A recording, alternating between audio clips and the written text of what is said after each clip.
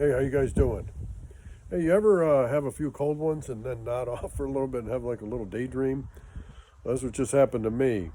I'm out here in my front porch and I had a few and nodded off and had a little dream about saving David Duke. Yeah. So I had a conversation with God in this dream, and I asked God. I said, God, what is wrong with David Duke? How did David Duke end up on the wrong road? How did David end up in the wrong path? And God said to me, Jeff, the problem with David Duke is that David suffers from an extreme case of an inferiority complex. David is riddled and rife with just insecurities, which then leads to his fear of people, and his anger then comes out, and his hatred of others. And it just really bothered me, and I walked away thinking, I wish there was something I could do to help David. I'll bet David never even made love with a black woman, I thought. I'll bet David's never even made love with a voluptuous all over Latina. And then it hit me. And I thought, I know what David needs to do. David needs to do what I did in 1978 when I was 16 years old.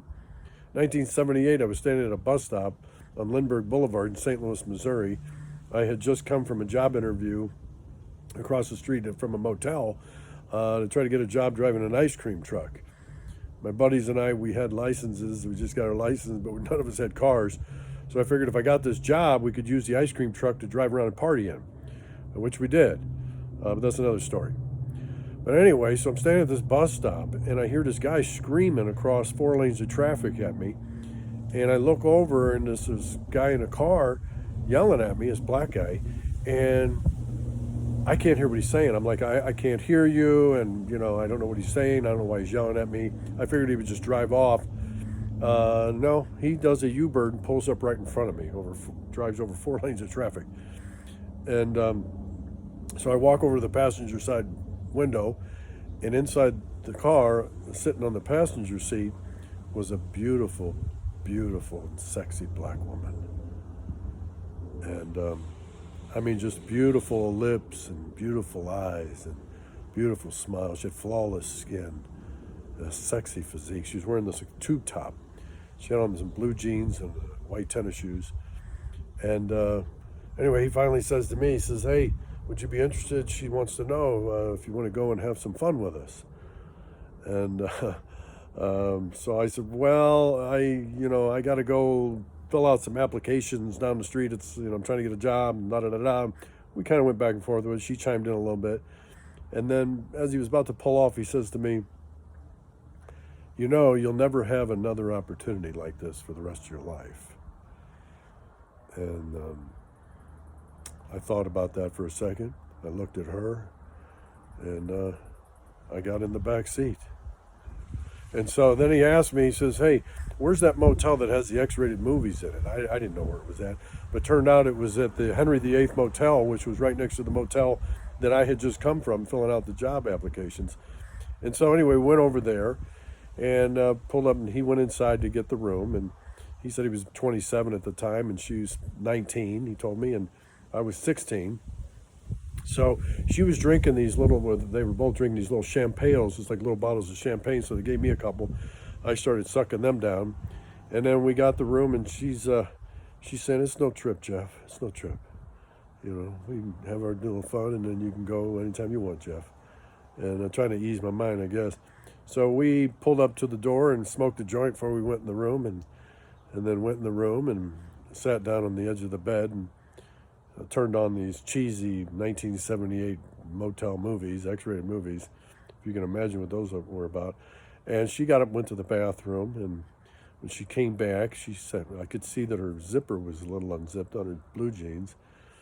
And she sat down between the both of us, and after a few minutes, we laid her back, and for the next, say, 2.5, 3 hours, we had a time of it.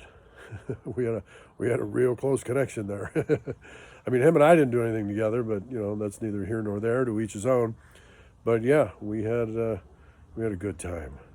And it was one for the memory books. And so I got up, took a shower, and came out, and we said our goodbyes and hugged, and I went back across to the bus stop and went home. And So, David, here's my advice for you. Go out and find yourself a black guy.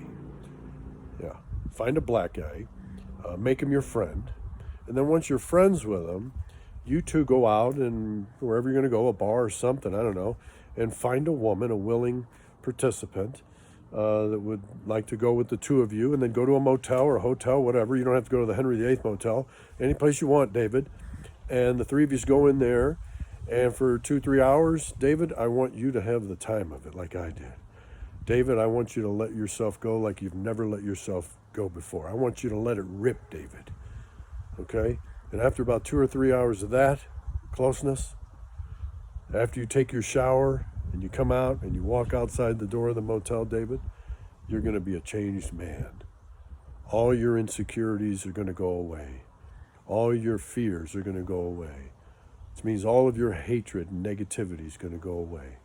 So that when you go up to heaven and meet God face to face, David, you won't have to bow your head in shame for what you've done down here on earth and the things that have come out of your mouth about other people. No, God will have known that you have changed before you came up there. And so the chance for you is now, David, to change before you get up to heaven. And so, David, now that I've cured you, here's all I ask of you. Spread the word.